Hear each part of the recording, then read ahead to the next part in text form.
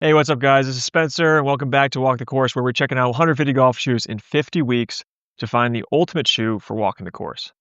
Today, I'm checking out the PAYNTR All Day SC Spikeless golf shoe. This shoe has been at the top of a lot of people's lists, and I want to see what the shoe has going on. There's a lot of notable features about this shoe. One of the first things I can tell you is that this is the lightest golf shoe that I've tested so far. Although we've only tested 15 shoes, this shoe comes in at 14.5 ounces, whereas most golf shoes we've tried out have been in the 16 to 17 range. PAYNTR did a lot of great things when making this design. So many things to go into about it.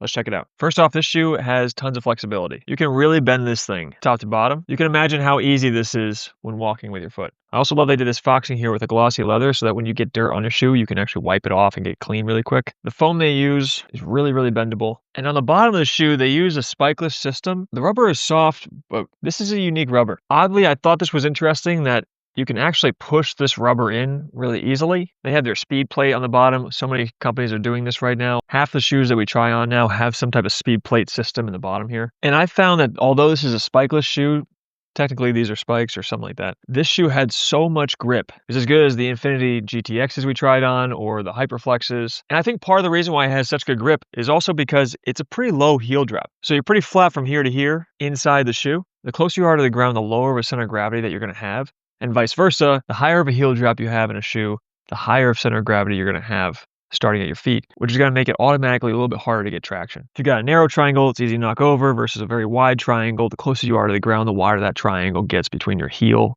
and the edges of the shoe. This shoe is also super easy to lace up. I love how soft they make the tongue of the shoe. It was just really easy and comfortable to put on. Something that PAYNTR is doing right off the bat is they make a really wide toe box. My toes had room to breathe and move around. That was such a relief compared to wearing Nikes that are super pointy and FootJoys that really cram your pinky toes in. So this shoe does that super well. And it's not too roomy. I have a very narrow foot, and I imagine even if you have a wider foot, this is still gonna be a very comfortable shoe. Nothing super special about the heel area. However, like FootJoy, they also upgraded to at least an ortho light. There's not too much going on with this insole. It's not like a crazy material or anything. It's got some shape, so that's nice. And maybe this is important, or maybe it's not. The tongue of the shoe connects all the way down to the midsole, basically. And you can kind of see it inside the shoe. It's a huge tongue. It wraps around your whole foot. It's probably why it actually feels so comfortable. Honestly, there's so many things I liked about this shoe. Again, the foxing around here with the glossy leather, the back gloss as well. So the areas where you get your shoe most dirty are the areas you can clean the easiest. The flexibility of the shoe, so it makes it super easy and comfortable to walk. There's really no resistance when you're walking. The technology on the bottom, this does something. I'm not an expert on this, but I know this is doing something for you. I believe it has to do with stability and twisting the shoe. And lastly, the traction system was fantastic. Like, I was surprised at how well my foot was just grabbing the ground. I was really happy with how much room I had in the toe box. My feet weren't crammed. So that was awesome, and it's super easy to lace up. The leather's super soft. It's probably some type of fake leather, but it's a nice quality material. So for one of the shoes that take up the most real estate, this shoe came in the lightest, which is really interesting about it. There's really not much negative stuff I have to say about this shoe, and that means a lot because I will pick it apart. Anything I could say negative about it was that my foot is a bit narrow. If you have a narrow foot, maybe you won't like a little bit extra room in the toe box. I had a little bit of area above my toe, so when it creases, it crumbles really hard.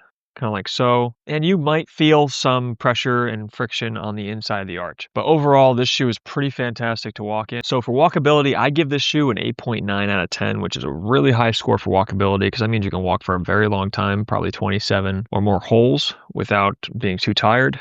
A 10 would be literally walk all day long. For performance, honestly, the performance was fantastic. And because of lightness, the traction, and overall construction, I gave this shoe a 9.1. The only thing holding back from getting up a higher score is some of the technology that actually gives you extra propulsion, like the carbon plate and the Hyperflex, and other new technologies that give you added power. This shoe doesn't give you necessarily added power, but I performed super well in this shoe. It felt great, walked awesome, super high overall score, 8.9 walkability and 9.1 performance. So if you found this review helpful, please subscribe to the channel and like this video. And if you didn't, thank you for watching and have a great day. This is Spencer with Walk the Course. The PAYNTR All Day SC comes in at $180 off their website. You might be able to find a better price off other retailers. So for me, when I'm trying out all the shoes that are all $200, $225, $230, I think $180 for this shoe compared to other shoes at the same price point, this is probably the best value you're going to find for a shoe with that price, that cost, and this comfortability and performance. I also think they do style super well on this shoe.